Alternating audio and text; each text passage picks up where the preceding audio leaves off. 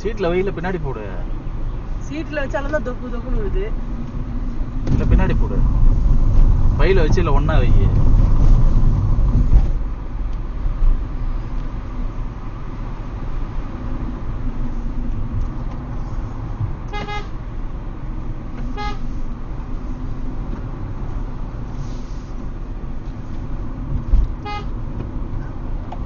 என்னம்மா பாண்டியதா எது கூப்பிடுற?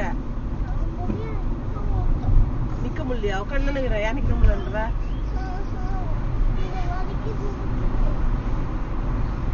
படுத்தினா வாந்தி வரும். அட்ஜஸ்ட் பண்ணி உட்காரு கொஞ்ச நேரம்.